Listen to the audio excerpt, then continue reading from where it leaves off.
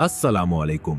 आप देख रहे हैं न्यूज एंड न्यूज और मैं हूं आपका होस्ट अमीन आदिल। खबरें जुर्म की, जहां मैं आपको दिखाऊंगा वो सच्चाइयां जो हकीकी जराइम की अक्कासी करती हैं। तो चले बढ़ते हैं आज खबरें जुर्म की जानिब। आज की कहानी एक ऐसी हौलनाक हकीकत की है जो सोशल मीडिया और ऑनलाइन दुनिया के ग्लेशे में छुपी हुई थी। ये कहानी है उस शख्स की जिसने ना सिर्फ चेहरे बदले बल्कि लोगों की पहचान, उनका एजाज और उनकी जिंदगियां चुरा ली। वो खुद को हर बार नया बताता और हर बार एक नई जिंदगी तोड़ देता। आज हम आपको सुनाने जा रहे हैं फेक आइडेंटिटी की मुकम्मल दास्तान। ये वो नेटवर्क था जिसने फैसलाबाद के एक छोटे से घर से शुरुआत की और फिर पूरे मुल्क में एक खौफनाक लहर बन गया। पहला शिकार अली था, एक यूनिवर्सिटी का तालिब इल्म। वो ज़हीन था मगर मोहब्बत में आसान। उसने सारा नामी प्रोफाइल से दोस्ती की, दिन रात चैटें हुई और एक रात वीडियो कॉल आई। स्क्रीन पर एक नर्म चेहरा था मगर वो चेहरा रिकॉर्डेड था। अली ने वो प्राइवेट लम्हात शेयर किए और अगले दिन काले मेल का आगाज हुआ। अगर तुमने 50,000 नहीं भेजे तो हम ये वीडियोस शाया कर देंगे। अली रो पड़ता है, घर वालों से छुपाता है और अपनी पूरी सेविंग्स भेज देता है। कुछ हफ्तों बाद जब दोबारा मुतालबा बढ़ा तो अली दब गया। उसका ज़हनी तवाज़ुन बिगड़ गया, उसकी पढ़ाई मुतासिर हुई, वो घर से अलग बैठने लगा। ये एक आम कहानी नहीं रही थी, ये तबाही थी। दूसरा केस लाहौर का एक मारूफ बिजनेसमैन था जिनके पास इज्जत और शोहरत दोनों थे। एक प्रोफाइल मारिया ने रिश्ता उस्तवार किया, गुफ्तगू प्यार भरी रही और फिर मुतालबा आया 5 लाख रुपए। उसने सोचा कि वो कभी ऐसा निदामत का शिकार नहीं होगा, मगर जब नंबर्स गैर मुल्की निकले और कॉल ट्रेस नाकाम हुआ तो उसने पुलिस से रुजू किया। पुलिस ने कहा हम कोशिश करेंगे, मगर वसाइल और टेक्नोलॉजी की कमी ने मामला मुश्किल बना दिया। मुल्क के अंदर ये गैंग तेजी से बढ़ रहा था और हर दफा वो कदम आगे निकल जाता। तीसरा केस इस्लामाबाद का नामवर सहाफी था जिसने इस मुकदमे को मीडिया में उठाया।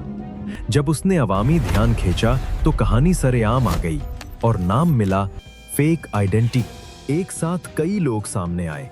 उनमें से बाज ने बताया कि किस तरह उनकी जातियात चुरा ली गईं और किस तरह उनकी रोजी, इज्जत और ज़हनी सुकून छीन लिया गया। मीडिया के आने के बाद हुकूमत और एजेंसियों पर दबाव बढ़ गया। चौथा केस एक छोटे मोहल्ले के गरीब रोजगार करने वाले नौजवान का था। उसके पास पैसे ना थे, मदद का रास्ता ना था। जब गैंग ने मुतालबा किया और उसने रकम ना दी तो 2 दिन बाद उसकी लाश छत से नीचे गिरी मिली। इब्तिदाई तौर पर यह खुदकुशी या हादसा समझा गया, मगर तफ्तीश ने बताया कि सच कुछ और था। इन गरीब खानदानों के सामने इंसाफ मुश्किल था और दुख यही था कि न खबरें न सियासी तवज्जो। अक्सर ऐसे वाकयात छप जाते हैं। पांचवा केस बैरूने मुल्क मुकीम एक पाकिस्तानी का था। दुबई में रहने वाला एक नौजवान जो खानदान को पैसे भेजता था, उसे यूं ही पकड़ा गया। गैंग ने उससे लाखों रुपयों का मुतालबा किया। जब वो FIA से मिला तो मामला बैनुल अक़वामी हो गया और उसने तफ्तीश को नई सिमत दी। अब मामला सिर्फ मकामी सतह का नहीं रहा था, बल्कि बैनुल अक़वामी ताअवुन की जरूरत थी। इन केसेस की तादाद बढ़ती गई। हर केस की अलग कहानी थी, मगर एक चीज मुश्तरक थी, तशद्दुद नफ्सियात और मुजरिमों की महारत। साइबर क्राइम यूनिट ने IP ट्रेसिंग शुरू की, मगर हर बार VPN, प्रॉक्सी और फेक अकाउंट्स ने उन्हें गुमराह किया। लोकेशन बदलती, शनाख्त बदलती, मगर पीछा करने वाले की हिम्मत कमजोर नहीं हुई। पुलिस ने इब्तिदाई तौर पर कुछ गलत गिरफ्तारियां भी की। एक मासूम IT तालिब इल्म को 10 दिन जेल में रखा गया और उसकी पूरी जिंदगी मुतासिर हुई। मीडिया ने इस वाकये को हाइप किया, अवाम ने सवाल किए और पुलिस की साख पर सवाल उठे। इस दौरान असली गैंग खामोशी से चलता रहा, नए शिकार ढूंढता रहा। तहकीकात में जब टीम ने उसके सोशल प्रोफाइल्स, कॉल रिकॉर्ड्स और बैंक ट्रांजैक्शंस को जोड़ा तो एक धागा मिला। एक छोटा प्रिंट शॉप एक पुराना साइबर कैफे और एक पता फैसलाबाद का वही मोहल्ला। साइबर माहिरीन ने कहा यहां से आगाज होता है, मगर फिर भी वीपीएन ने राह बदल दी। पुलिस ने एक चालाकी की, उन्होंने खुद एक फेक प्रोफाइल बनाया और एक अफसर को बतौर शिकार इस्तेमाल किया। ये एक लंबा सब्र और प्लानिंग का नतीजा था। जैसा ही गैंग ने पैसे मांगने की कोशिश की, फौरन ट्रांजैक्शन ट्रेस हुआ और उसी वक्त छापा मारा गया। फैसलाबाद के पुराने मोहल्ले में छापे के दौरान 3 नौजवान और एक औरत पकड़ी गईं। लैपटॉप्स, मोबाइल्स और हजारों जाती वीडियोस और चैट लॉग्स बरामद हुए। इन फाइल्स ने दिखाया कि ये एक सनती सतह का कारोबार था, न महज चंद नौजवानों की शरारत। ये गैंग कम से कम 4 साल से मुतहर्रिक था और सिर्फ पाकिस्तान ही नहीं, खलीजी ममालिक के लोगों को भी शिकार बनाया गया था। जब मुल्जमान अदालत में पेश किए गए तो उनके रवैये बेखौफ थे। कुछ ने इतराफ किया, कुछ ने इल्जाम दूसरों पर डाला, मगर हकीकत वही थी जो शवाहिद बोल रहे थे।